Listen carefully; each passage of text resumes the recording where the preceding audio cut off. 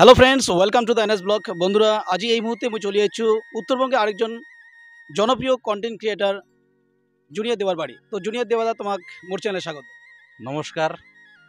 তোমার যে এই পেজটার নাম জুনিয়র দেবা, তো জুনিয়র সাধারণত আমরা সেই সময় ব্যবহার করি যেটা এর আগে একজন সিনিয়র থাকে।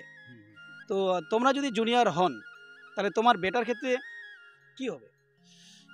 তো অ্যাকচুয়ালি জুনিয়র দেবা নাম মানে হওয়ার আগে এটা একটা এর পিছনে অনেকটা কাহিনী আছে। আচ্ছা, হ্যাঁ। এর পিছনের কাহিনীটা হচ্ছে যে মোটামুটি আজ থেকে ৬ বছর ৭ বছর আগের ঘটনা এটা।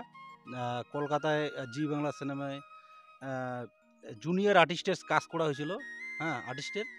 তো ততটুক সেখান থেকে বাড়ি আসার পরে বিবাহ বন্ধনে আবদ্ধ হই। কিছুদিনের জন্য বাড়ি আসছিলাম। তো যাই হোক, কোনো একটা ব্যতিক্রমের জন্য সেখানে আর থাকা হলো না জি বাংলা সেটআপে। সেখানে আমি আমলকি সিরিয়ালে ছিলাম, জুনিয়র আর্টিস্টের কাজ করছিলাম। সাত ভাই চাম্পা, আমলকি এগুলোতে জুনিয়র আর্টিস্টের কাজ করছিলাম। তারপরে বাড়ি আসার পরে ভাবলাম যে না, কিছু তো একটা করতে হবে। তারপরে কী করা যায়, তারপরে এর আগে আমার আবার ২টো পেজ ছিল, ওদের সেরকম সফলতা পাইনি।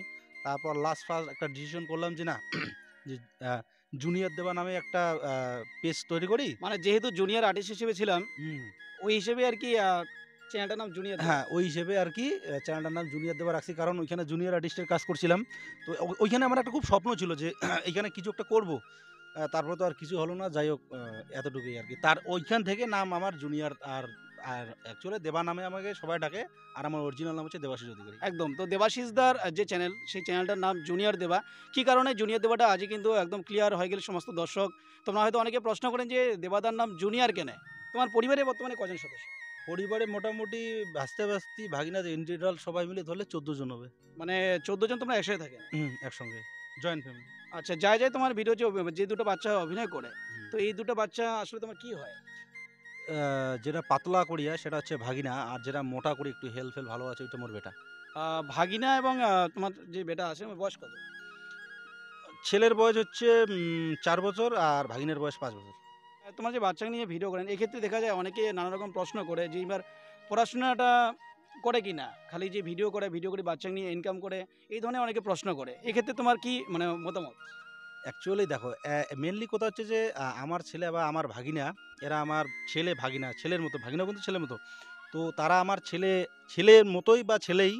তো তারা কিন্তু আমার ছেলে, আমার কিন্তু বন্ধু না, ঠিক আছে? তাদেরকে কীভাবে প্রতিষ্ঠিত করতে লাগে, কীভাবে শিক্ষা দিতে লাগে, সেটা আমার ভালো করে জানা আছে। যারা ভাবে যে আমি আমার ভাগিনা এবং আমার ছেলেকে নষ্ট করতেছি, তাদের তাদের উদ্দেশ্যে একটা বার্তা দিব যে এরা আমার কিন্তু ছেলে হয়, আমার কিন্তু ভাগিনা নয়, ঠিক আছে? মেনলি কথা হচ্ছে যে হয়তো ছেলেটা কিছু আমার ছেলে বা অন্য ছেলে, ঠিক আছে? তারা এমন খারাপ ভাষা বলে, ঠিক আছে? তো ওই ছেলেগুলা যেগুলো ভালো ছেলে, ওগুলা বড় হয়ে ওগুলা কীরকম থাকে? ওগুলা খারাপ, নেশা করা ওদেরকে কে শিখায়? বিড়ি, সিগারেট, গাঁজা এগুলো নেশা করা কে শিখায়?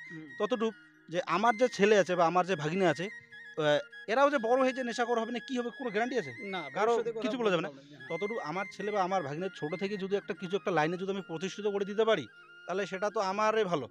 হ্যাঁ। তো মেনলি কথা হচ্ছে যে আমাদের যখন সময় ছিল, যখন আমরা ৪ বছর ৫ বছর বয়স ছিল আমাদের, তখন তো আমরা ২ টাকাও পাইনি বাবার কাছ থেকে। আর আমার ছেলে আর আমার ভাগিনা এত কম বয়সেই মনে করো যে লাখ লাখ টাকা ইনকাম করতেছে। এটা তো আমার গর্ব হওয়া উচিত, একদম। ঠিক আছে?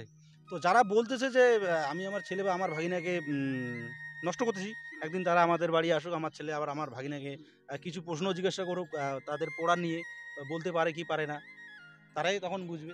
একদম। তো সুপ্রিয় দর্শক, তোমরা কিন্তু শুনে নিলেন যে জুনিয়র দেবাদা শুধু বাচ্চাকে নিয়ে অভিনয় যে করে সেটা না, বাচ্চা কেমন করে গাইড করার প্রয়োজন হয় সেটা দেবাদা অবশ্যই সবার মতোই ভালোই জানে। নিজের সন্তান বা নিজের ভাগনা অবশ্যই নিজের মতোই কেমন করে মানুষ করার দরকার বা কীভাবে মানুষ করা যাবে সেটা অবশ্যই দেবাদা কিন্তু ভালো জানে। তোমার যে ভুল ধারণা ছিল হ্যাঁ। সেটা অবশ্যই তোমরা দূর করো। আর মেন কথা হচ্ছে যে ছেলের যে আছে, সকালবেলায় বই পড়বে, তারপর স্কুল যাবে। স্কুল যাওয়ার পর বিকালবেলায় বাড়ি এসে প্রাইভেট, ঠিক আছে? প্রাইভেট মাস্টার আছে। মানে সারাদিন ব্যস্ত থাকে। আর আমাদের ভিডিও বানাতে তো মোটামুটি ১ ঘন্টা সময় লাগে। তো সারাদিন তো বাচ্চা বাড়িতে খেলায় মানে খেলাধুলো করে। তার মধ্যে ১ ঘন্টার সময়, তাতে কি বাচ্চাগুলো নষ্ট হয়ে যাবে? একদম। তার মানে যে সময়টা অবসর সময় তার, সেই সময়টা সে সেই সময়টা ভিডিও করে। কিন্তু একদম। অতটাও তো আর ভিডিও করে না। মানে ১ ঘন্টাও লাগে না। তোমার এই ভিডিও থেকে ইনকাম কেমন হয়? যেটা সবচেয়ে জটিল প্রশ্ন আরকি। ইনকামটা তো ইনকামের দিক দিয়া এটা তো কমিউনিটি গাইডলাইনের বিরুদ্ধে, এটা তো কোয়া যায় না। কিন্তু তারপরেও একটা হয় আরকি এভারেজ। শুক্তো শীতল খাবার পাইছি, এটা হয়ে যায়। ফেসবুক আর ইউটিউব কোনটাতে ইনকাম বেশি? আমার তো ফেসবুকেই। আচ্ছা, তোমার ফেসবুকে চ্যানেল তো জুনিয়র দেবা নামে আছে। এছাড়াও কি আর কোনো চ্যানেল আছে? এছাড়া আর একটা পেজ আছে দা মিডিয়া, আর ইউটিউব চ্যানেল ৩ টে আছে, সেটা হচ্ছে জুনিয়র দেবা, জুনিয়র দেবা ব্রো, আর হচ্ছে জুনিয়র দেবা অফিসিয়াল, মানে ৩ টে ইউটিউব চ্যানেল আর ২ টে ফেসবুক পেজ। জুনিয়র দেবা অফিসিয়াল এটা কি নতুন চ্যানেল? এটা নতুন, এটা ইদানিং ১০টা ভিডিও আপলোড করা হইলো। জুনিয়র দেবা আর ডিবেট এটার জন্য মাঝে মধ্যে মনে হয় সমার্থক। না, না, না, না, না, না। ওটা যে কন্ট্রোভার্সিতে জোড়াটা না জোড়াটাই ভালো। মানে মানুষকে কি বলে বলুক, মানুষের বিতর্কতায় আ যাই হোক মার সুপারি নিয়ে যাচ্ছে। তো মানুষের কোথাও কান দিলে চলবে না, ঠিক আছে? তো মানুষ যা বলার তাই বলুক। মানুষ যদি বলে যে তোর চিল কান নিয়ে তোর কানকে চিল নিয়ে গেল। ওই মানুষের কথা শুনে যদি আমি দৌড়ি তাহলে তো হবে না, না? আমার মেইনলি কথা হচ্ছে আমার যে মেইন লক্ষ্য, যেটা মেইন ফোকাস, আমার ফোকাসকে তৈরি করতে হবে। আমার যদি মানে এই যে এই কিভাবে জুনিয়র দেবা তৈরি হলাম, এই স্ট্রাগলটার কথা বললে তো রাতেই মানে ফুরিয়ে যাবে তো একদম প্রিয় দর্শক, এই জুনিয়র দেবাদার যদি লাইফস্টাইল সম্বন্ধে জানতে চান তাহলে অবশ্যই মোর আরেকটা ভিডিও আসবে। ওই ভিডিও জুনিয়র দেবাদার লাইফ হিস্ট্রি অর্থাৎ কেমন করে ছোট থেকে বড় হওয়া এবং কোন স্কুল কলেজে তার পড়াশোনার ইনকাম কত, এই সমস্ত তথ্য কিন্তু তোমরা পাবেন। সেই ভিডিও অবশ্যই দেখবেন। আর এই ভিডিওতে শেষ প্রশ্ন যেটা, যে নতুন যে সমস্ত দর্শক বা তোমার ফ্যান ফলোয়ার্স যে ইউটিউব বা সোশ্যাল মিডিয়া লাইনে আসিবে, তোমার কি করছেন না? অ্যাকচুয়ালি কথা হচ্ছে কি যে একটা মানুষের কাছে মন জয় করে ফলোয়ার নিতে খুব কষ্ট লাগে। তো মেন কথা হচ্ছে যে বন্ধুগুলা তোমার সবগুলোকে কোয়া হয়েছে যে ভালো কনটেন্ট তৈরি করো আর ভালোভাবে ভিডিও বানাও। কারণ একটা মানুষের মন জয় করতে গেলে অনেক ভিডিও, অনেক ঘামের পরিশ্রমের দরকার আছে।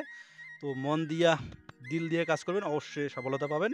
আর অবশ্যই 100 অবশ্যই তোমার ভাইরাল হবেন। লাস্ট লাইন, সাকসেসের মূল সূত্র কি? এখন সাকসেসের মূল সূত্র হচ্ছে লাক। অবশ্যই পাশাপাশি ভাগ্য, যোগ চেষ্টা এবং রিস্ক, জীবনে ঝুঁকি না নিলে কিন্তু অবশ্যই সফল হওয়া যায় না। তো ভিডিও আজ এই পর্যন্তই। সবাইকে ধন্যবাদ, ভালো থাকেন। ধন্যবাদ, নমস্কার। কিছু ভুল ত্রুটি করলে ক্ষমা করে দিও। Bye bye.